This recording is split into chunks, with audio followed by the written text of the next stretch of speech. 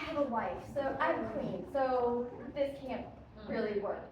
But he's still smitten with her, and so he accidentally in his sleep calls out her name, and so the queen becomes suspicious. And she devises a plan because she is angry and vengeful that the king would cheat on her. And so she sends out a note to Talia and invites her as if she were the king to come to the castle. And she tells the cook, cook the 2 children and serve it in a stew to the king. And so the cook takes the children, and as the king is eating the stew, the queen is snickering. She's saying, "How are you enjoying your stew?" And then she goes up to the courtyard where Talia is dressed in a beautiful gown because she's expecting to meet her king.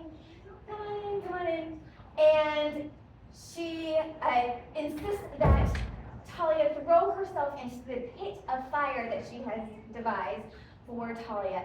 And Talia says, "But I have a beautiful gown on, wouldn't you like it?" And so she says, "Yes, of course, I would like that." And so Talia begins to slowly take off her garments, and she's calling out, she's crying, and finally the king hears her cries, and he comes out, and he saves her, and he insists that the queen throw herself into the pit. And then he's about to throw the cook into the pit when she says, "No, your children are safe and sound. They're in my cottage. I did not boil them. I used lamb instead." And so they bring out the children.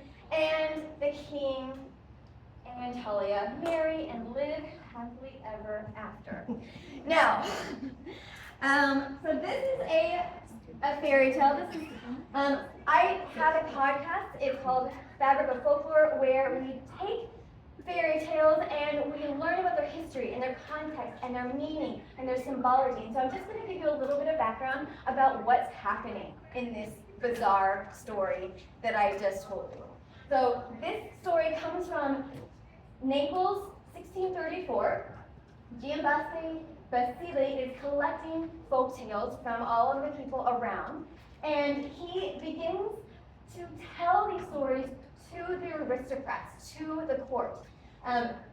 During this time period, there's a lot of political turbulence, there's extravagance, there's moral complexity that's occurring, and so the plague, war, poverty, and a lot of people feel as if their own agency isn't accessible, that fate is what is driving their entire world. And so he is telling these type of tales to adults. These are not children's stories. These are stories that are intended for adults. And he's telling them to the aristocrats. And he's telling it in what's called the Baroque style, which means it's flowery and it's playful, but he's inserting, obviously, dark themes. And what he's saying is very clear to the aristocrats. He's making criticism without saying it directly. And so one of the problems that people are seeing during this time is that women have absolutely no recourse against any sort of violence.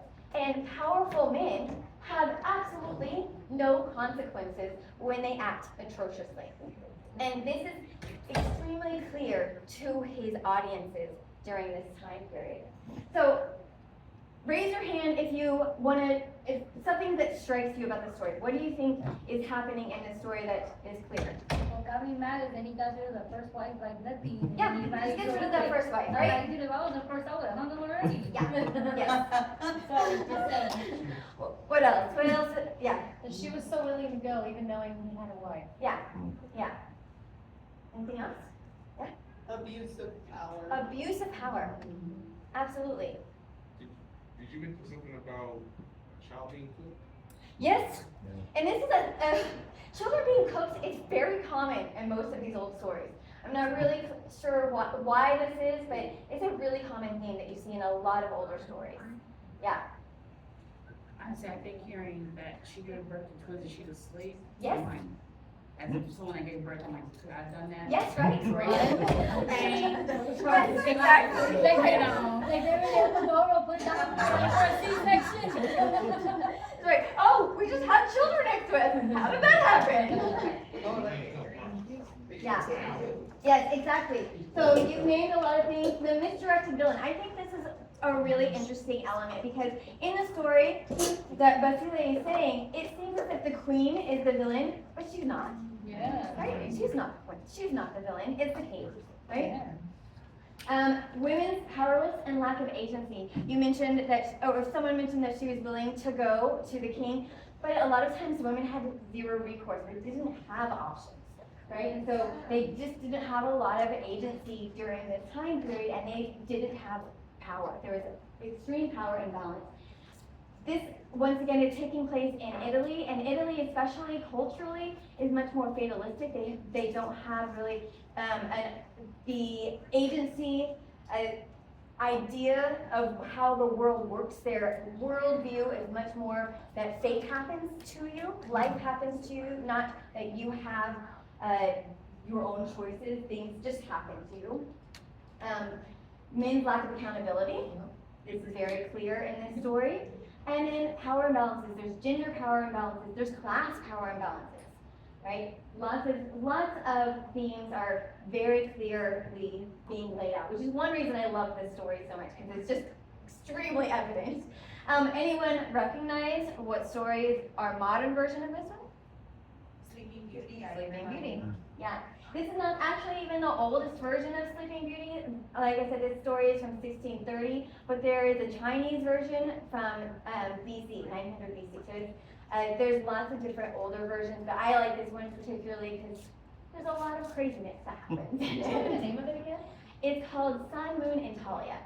And if you're interested in hearing more detailed analysis, you can look, we did an entire hour-long episode on my Fabric of Folklore podcast that talks all about the different versions. So why am I telling you the story? I'm going to answer this question in just a minute. But the title of today's talk is From Conflict to Collaboration, Using Storytelling to Navigate Conflict, which I haven't really seen a lot of people talk about this, so I'm kind of coming at this at a different angle. So I'm Vanessa Meyer Rogers, and I started at a very early age in middle school. I was inducted in a program called PALS. Anyone familiar with PALS? Mm-hmm. Yeah. Yeah, so in middle school they have a very a rudimentary mediation program. It's called Peer Assisted Leadership. And it's intended to help children help each other navigate conflict. So they teach them really basic mediation skills. And so I started in middle school, and then in high school as well, I learned mediation. And then in college, I took an entire mediation course and became a trained mediator.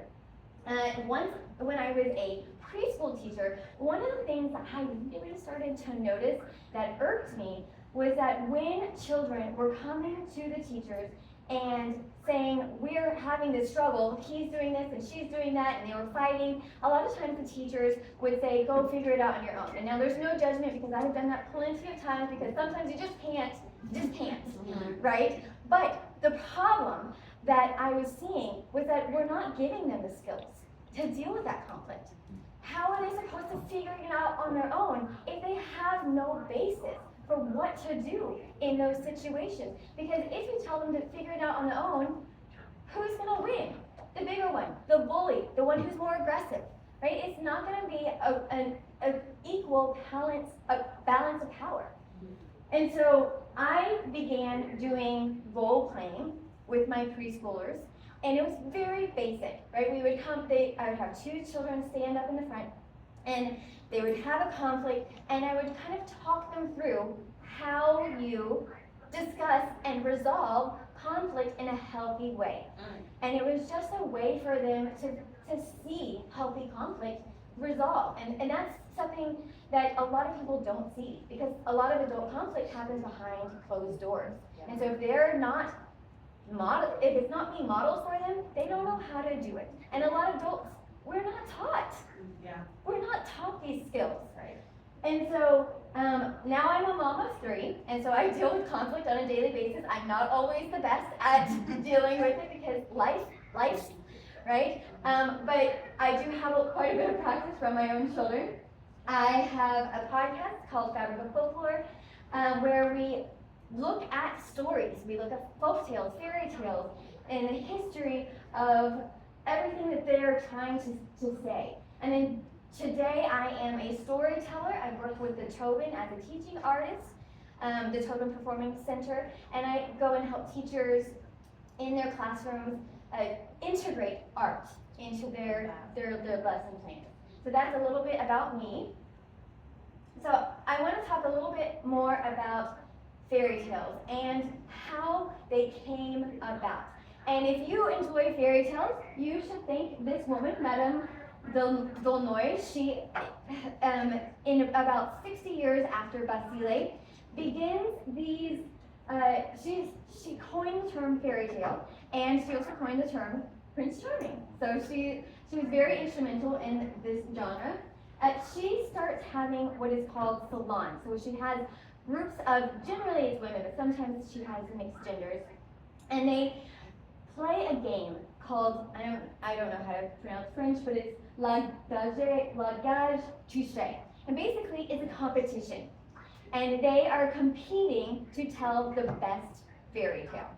And so she gives them a prompt, or she gives them a conflict, or she gives them a character, and they compete. And during this competition, they are discreetly subverting the ideology of the court of Louis XIV. Because if you were to say your criticisms out loud, you know you're going to lose your head, right? Like, you are not going to live through those treasonous words. And so this was a way for them to speak about what was happening societally, what was happening politically, what was happening to their own identity, right? And so she publishes, I believe she actually publishes under a male pseudonym, and she cements the genre of fairy tales through her publishing, and she gives women specifically a way to grapple with their own identity and how to take greater control of their lives. So, So like Bridgerton, dearest gentle reader. yeah. You got it. Exactly. Exactly. And so story has always been used in this way. So we're going to shift gears a little bit because we're kind of merging two separate ideas. Right? So we're going to talk about conflict and why it's so hard for us to navigate. One of the reasons is because we have evolved so quickly that a lot of times when we have a disagreement, our brain cannot discern whether or not we are about to be eaten by a lion or we're just in a verbal altercation, right? Because it immediately goes into survival mode. Those instincts had to be fast to keep us alive. That was a really crucial part of keeping us alive, being fast. But that meant that the logical side of our brains went offline. The amygdala started firing before our rational brain was able to even catch up. And it deployed the survival response, the full survival response, and all of our conscious brain goes offline. So this is one reason why we find conflict so difficult to navigate. Come on in. Another part is this really interesting element called identity threat. So anyone in this room have an iPhone? Yes. So sometimes we identify with a particular brand. So if someone insults Apple or iPhones, the iPhone user feels as if they are personally being attacked, right? We're all from Texas. Texas is known for being a proud state. If someone insults Texas, we personally feel attacked, even though they're not saying anything directly about us. They're not saying something negative about us. They're talking about the state. But somehow our identity gets merged with the things that we love, right? And so this has makes it difficult for us to have civil conversations, because when we feel like our identity is being threatened, our ego starts to build up walls. We start protecting our argument, our position. We start digging in, because it's a way that we protect ourselves. And instead of being able to separate those two elements, right, we combine them. So that makes it really difficult. When we are in a conflict as well, we are the hero of our own story. I want you to start reframing what conflict looks like, because a conflict is really our own storytelling. We are telling our own story. And in our conflict, we are the hero because we understand our intentions. We don't understand the other person's intentions, so they automatically become the villain. Right? They automatically become the villain because we don't understand where they're coming from. And there's a lot of different parts of the brain, but I really relate to this part, the lizard part of the brain. This is the one that is instinctual, that is primal, that keeps us alive. And it's where our big feelings arrive before our words do. And we start to act out before we can actually think through what our actions mean or have an effect on another person. Logic just doesn't work when our emotions are running the show. Our prefrontal cortex, where our executive functioning lives, doesn't respond when the amygdala is driving the show. And so all of the things that make us really human, memory, creativity, emotional regulation, problem solving, it's offline. It's not working for us. Okay, so how can storytelling help conflict? With the empathy. Empathy, absolutely. Understand others, that they're not alone, that, people have feelings, Yes. different feelings, and you just gotta figure out a way. Yes, absolutely. Absolutely. Okay, so it creates psychological distance, right? It bypasses that identity threat that we were talking about before. It helps us empathize by standing in someone else's shoes. It helps us to see perspectives from other people's eyes and viewpoints. It gives feelings shape before it has words. And it speaks to the emotional brain in its own language. Storytelling literally can change our brain chemistry. Has anyone ever cried at a movie or a book? All the time. Yes. Yep. Yes. Compelling narrative causes what's called an oxytocin release, and that's the bonding hormone that is released when a mother and a baby are bonding in the early stages. This release of hormones affects our attitudes, our beliefs, our behaviors, and it helps us to see others as more trustworthy and generous. And it also lowers our body's stress levels. It says here children's body's stress levels, but it's everybody's. It lowers everybody's stress levels. Yeah. That's the question. So why is it every time, the movies that make us cry at the end, but we still keep watching that same movie and keep crying at the end? What do you think? Oxytocin is addictive. Feels good. Feels good to get that hit. Okay, that's what it is. Cause I watched the movie, I'm like, I know she's gonna die, and I know I'm crying, and I still wanna watch it and let her die. Well, I have to say, I never put in the second DVD for Titanic. I just stopped it. I just stopped it. Stories open minds. Where we build walls, stories can help to suspend resistance. It helps to let guards down. It opens doors where direct conversation can hit walls. This is incredibly important, and a lot of educational lawmakers don't seem to understand the importance of play.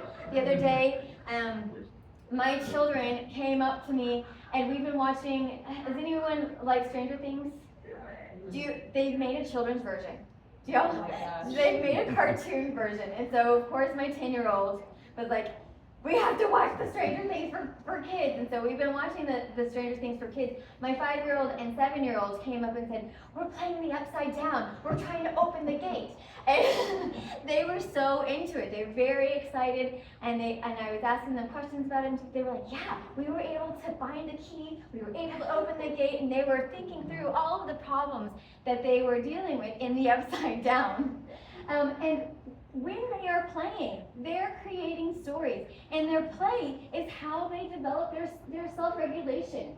It's how they develop their effective communication, their conflict resolution, their problem solving, the cooperation, and they do this by seeing other people, and they see, when they learn other stories that model conflict resolution, this is how they're learning these really important skills. So once again, I'm trying